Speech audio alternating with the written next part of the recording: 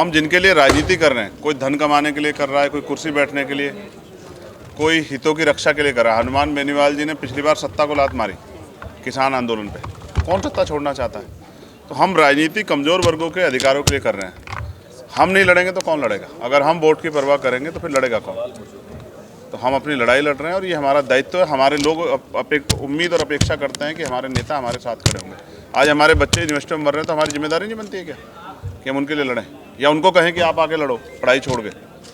तो ये गलत है, इसलिए हम इस लड़ाई को लड़ेंगे। और आज का जो कार्यक्रम है, यूनिवर्सल जाट समाज की जो महासभा है उन्होंने, और जो बड़े जो समाज के बुद्धिजीवी लोग हैं, इन्होंने ये कार्यक्रम करा के साबित किया है कि जो समझदार समाज है वो गलत का विरोध करता है, चाहे उसकी कोई कीमत क्यों ना चुकानी पड़े। तो मैं इनको बधाई देता हूँ, भाई मनोज जी को, भाई सतपाल जी को, हमारी बहन नीतू जी को, तमाम बहनों को भी, मोनिका बहन को मैं बधाई देता हूँ कि उन्होंने अच्छा कार्यक्रम कराया और हम लोग मिलकर इस लड़ाई को लड़ेंगे। कोर्ट में मामला चला गया, लेकिन लोग कह रहे हैं कि ठंडे बस्ते में डाल दिया है, आपके पक्ष में आई नहीं रही चीज़ें क्यों करती? फिर मैं आपसे कह रहा हूँ, स्टे हुआ है, अब न्यायपालिका का सम्मान सबको करना पड़ेगा, लेकिन उम्मीद है कि न्यायपालिका कमज़ोर वर्गों के हितों का भी सम्मान रखेगी। इस कानून से ऐसा चाह रहे हैं कि इस एक्ट से जो हिंदू एकजुट हो रहे थे, मंडल कमीशन से भी कहा जा रहा था बढ़ जाएगा, लेकिन मंडल कमीशन किसी के खिलाफ नहीं था, पिछड़े वर्ग के सशक्तिकरण के लिए था। उसकी सिफारिशें भी लागू, अभी तो लड़ाई शुरू हुई। अभी तो ओबीसी का जो है जातिगत जनगणना होगी, अभी जो है देश में जातिगत जनगणना होगी, उसके बाद जो है सामाजिक न्याय की रिपोर्टें लागू होंगी। जहां होल्ड हुआ है पिछड़े वर्ग का आरक्षण को मिलेगा। हम तो अति पिछड़ों के लिए 15% अतिरिक्त आरक्षण की मांग भी कर रहे हैं, 27% अलग। ये यूजीसी के अंदर जो गाइडलाइन है, इससे किसी का नुकसान नहीं है। यूनिवर्सिटी कॉलेज में कोई भी बदमाशी करता है तो उसके खिलाफ उसको रेस्ट्रिकेट किया जाता है, सस्पेंड किया जाता है। पहले से बना हुआ, ये लोग पता नहीं क्यों चिल्ला रहे हैं, किसी के खिलाफ ये नहीं है। ओबीसी के हितों की रखवाली कर रहा है, ये सही। एससी एसटी के साथ ओबीसी जोड़ा गया और इस देश के अंदर ये जिस तरह संविधान एससी एसटी को अधिकार दे, वही अधिकार ओबीसी को मिला। यही शुरुआत है कि यूजीसी के माध्यम से हुई। हम तो कोशिश कर रहे हैं कि जो समुदाय पीछे रह गया है, हमारी जिम्मेदारी को उसका हाथ पकड़ के हम लोग आगे लाएं। क्या दिक्कत है ओबीसी इसमें आ गया है तो इस एक्ट में? बिल्कुल, जिसको दिक्कत है वो सोचे, हमें तो दिक्कत नहीं है। हम तो बहुजन समाज का नारा बहुत लंबे समय से लगा रहे हैं। हम तो मानते हैं कमजोर वर्ग एक है और उनके साथ भी जाति के आधार भेदभाव होता है, तो हम इस लड़ाई को लंबे समय से कह रहे हैं। अब ये बात छिपा रहे थे, अब ये बात खुल गई है। एससी एसटी ओबीसी में भाईचारा बने, इस बात की मांग को हम लंबे समय से उठा रहे हैं कि एक ही परिवार है। कुछ लोग इसका जो है कह रहे थे कि ये गलत बात है, तो अब ये कंफर्म हो गया कि एक ही परिवार है, क्योंकि इनके खिलाफ देखो कितने लोग सड़कों पे। हिंदू भाई वो जोड़ रहे थे, लेकिन आपने विघटन डाल दिया है इसमें। नहीं, हम कहाँ डाले, आंदोलन तो वो कर रहे हैं। हम तो सिर्फ जो है जो सम्मेलन हो रहा है उसको समर्थन कर रहे हैं। और मैं फिर आपसे कह रहा हूँ, देखिए, धर्म अपनी जगह है, अधिकार अपनी जगह है। अगर एक भाई को दूसरा भाई, अगर पिताजी अपने 2 बच्चों को बराबर अधिकार ना दे तो भी झगड़ा हो जाता है। सर्वोच्च न्यायालय इस फैसले को लेकर इतना लचीला क्यों नजर आ रहा है? क्या लगता है? आप पूछो जाके सुप्रीम कोर्ट से। आपको क्या लगता है? क्या मुझे तो जो लगता है, मैं मंचों से बोलता रहता हूँ। मैं आज भी कह रहा हूँ कि जब तक हमारा रिप्रेजेंटेशन वहाँ नहीं होगा, जब तक दलितों पिछड़ों को वहाँ रिप्रेजेंटेशन नहीं मिलेगा सुप्रीम कोर्ट में, हाई कोर्ट में, तब तक हमारी सुनवाई होगी नहीं वहाँ। पर एक तरफ वो लोग आंदोलन करते हैं महज 2 दिन और उसके बाद सर्वोच्च न्यायालय इस पूरे फैसले पर रोक लगा देता है। हम ताकत बढ़ा रहे हैं कि हम सर्वोच्च जो हमारी जो है पंचायत जो है, लोकसभा में, विधानसभा में कानून बना के इसको पास कराएं। सर, पहली सुनवाई में इसमें स्टे करा दिया गया। चीफ जज साहब को लेकर कह रहे हैं कि कम से कम टाइम देते, दूसरे लोगों की भी बात सुनी जाती। ठीक है, अभी तो बहुत कुछ झेलना है। आज जाट समाज को आप लेकर आए हैं, आपने बीच में कहा भी जाट समाज, गुर्जर समाज, ऐसे सभी ओबीसी से जुड़े वर्ग हैं, उनको भी इस आंदोलन में साथ लाने की कोशिश की जाएगी। आज शुरुआत हुई है जाट। आपको क्या लग रहा है कि वो इस आंदोलन की गरिमा को नहीं समझते हैं? आप देखो कितने सीनियर लोग बैठे हैं। अगर इतने सीनियर लोग यहाँ हैं तो नौजवान से प्रेरित होकर वो इस बात को समझेंगे कि भाईचारा बना के हम इस लड़ाई को लड़ेंगे। तो हम तो चाहते हैं मोदी जी इसको कानूनी रूप दे और सुप्रीम कोर्ट के अंदर जो स्टे हुआ है, सरकार सुप्रीम कोर्ट जाके स्टे को तोड़वाए और यूजीसी गाइडलाइन जारी कराए। बात करेंगे हम लोकसभा के अंदर, मोदी जी भी करेंगे, लोकसभा के अंदर भी मामला उठाएंगे, पुरजोर तरीके से लड़ेंगे। आपने दिल्ली कूच का भी ऐलान किया है, लाखों लोगों के साथ कर देंगे जल्दी, आगे कूच करेंगे। और क्या, हम अग्निवीर को लेके, इन सब मुद्दों को लेके, दबे कुचले पिछड़े शोषित दलित तबके को लेकर, इनके न्याय को लेकर, इनके हकों को लेकर पार्लियामेंट और सड़क पे हमारी जो लड़ाई है वो आप रोज देखते हैं। हम लड़ते रहेंगे, जिनको न्याय दिलाते रहेंगे। बेनीवाल जी, आप लोग इतने आंदोलन कर रहे हैं, हम लोग सड़कों पर देख ही रहे हैं, हम लोग कवरेज कर रहे हैं, बावजूद इसके सरकार की कानून में छूट सकते हैं। ऐसा कुछ नहीं। किसान आंदोलन के अंदर मोदी जी बेच बचाना, इसी तरह अग्निवीर के अंदर बेच करा देंगे, फिर जो बदमाशी करेंगे लोग लाएंगे गलत कानून, उनको वापिस कराएंगे।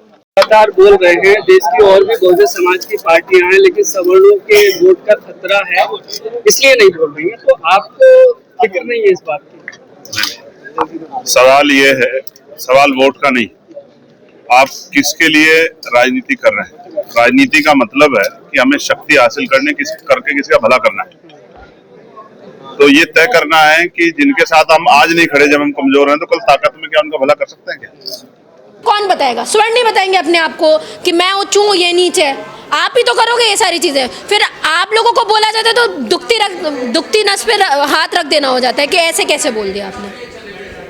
लेकिन अब वो ये भी कहते हुए नजर आए कि जातिवाद जो अब नहीं होता है, पहले होता था। अरे सब नहीं, ये फालतू की बातें, ये फालतू के क्लेम दिए जाते हैं लोगों को कि जातिगत भेदभाव नहीं है। लगातार जातिगत डिस्क्रिमिनेशन बढ़ता जा रहा है, इंस्टीट्यूशन में भी बढ़ रहा है, बाहर भी बढ़ रहा है। अभी आप बताइए, अगर सारे ही आपके हिंदू हैं तो होली के उत्सव पे, होली के टाइम पे ही इतने डिस्क्रिमिनेशन हमारे सामने बाहर आ जाते हैं। ठीक है, जौनपुर की घटना आ जाती है, पालम की घटना आ जाती है, उत्तम नगर की घटना आ जाती है, बुरारी की घटना आ जाती है। हर जगह तो आप लोग डिस्क्रिमिनेशन ही कर रहे हो। कई चीज़ें तो ऐसी हैं कि कई हम लोगों को कई मुद्दे ऐसे जो हमारे सामने ही नहीं आते, कई रजिस्टर ही नहीं होते। आप लोग तो जातिगत भेदभाव सर ऐसा नहीं होता कि आपने सिर्फ मार दिया। जातिगत भेदभाव होता है वो टोंट मारना भी, कि तुम मुल्ले हो, या तो तुम शूद्र हो, या तो तुम चमार हो, या तो तुम क्या कहते हैं, या तो तुम भंगी हो। ये बोलना भी जातिगत डिस्क्रिमिनेशन है। ये भी लगातार हो रहा है। अब वो केस नहीं हुआ फिजिक्स वाला के अंदर, जिसमें वो ये बोल देते हैं कि भाई अच्छा हो गया मैं क्या कहते हैं उसके जैसा दिखता हूँ, रवि किशन, किसके जैसा, रवि किशन के जैसा दिखता हूँ, अच्छा हो गया उसके जैसा दिखता हूँ, है ना।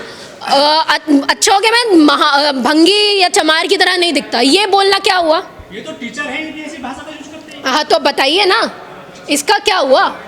अब ये समझना चाहिए, फिजिक्स वाला के इतनी बड़ी एजेंसी जो एजुकेशन एजेंसी है, उसमें भी जो टीचर पढ़ा रहे हैं वो इस भाषा का इस्तेमाल कर रहे हैं, तो हमारे लोग कहाँ सेफ हैं?